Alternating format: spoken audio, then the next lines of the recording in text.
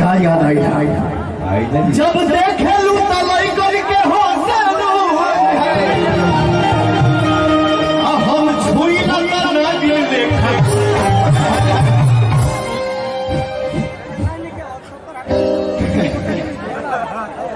सातर का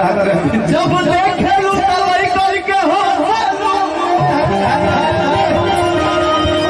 सोनू भैया अरे हमारे सुमन भैया तो छोटी गए जवाबियों भैया जब देखे लू तलई करके हो हम छुई लगा लागे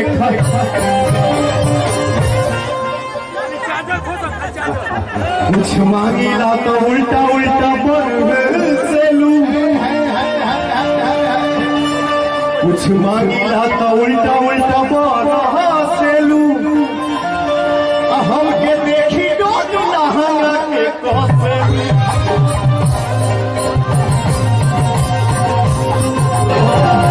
हम लोगों के बीच में सुपरस्टार सिंगर सुपरस्टार नायिका रीसा पांडे जी भी आई हैं। उनके लिए ताली बजाइएगा। वो गाना गाएंगी, आप लोगों को छुपाएंगी भैया। लेकिन है जब मौसम का हटजनी सोची जब हटजनी सोची जब सीना से अब हम जब तक थोड़ी मोट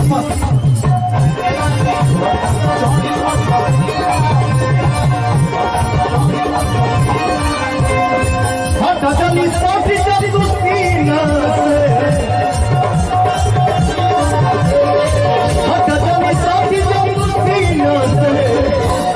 ज्यादा थोड़ी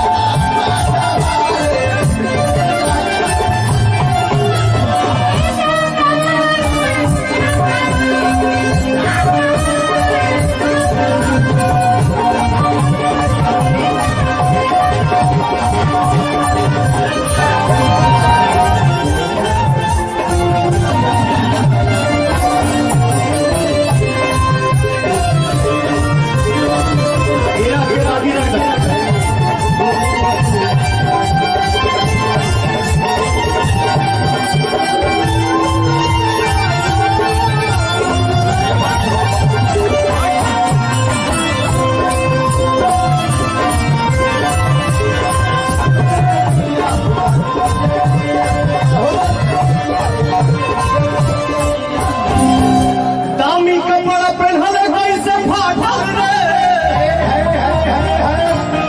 दामी कपड़ा पहनले कैसे फाटल रे अब बड़ुए इतना सकेत कैसे आटल रे पटाख के पहनावे के पड़ेला।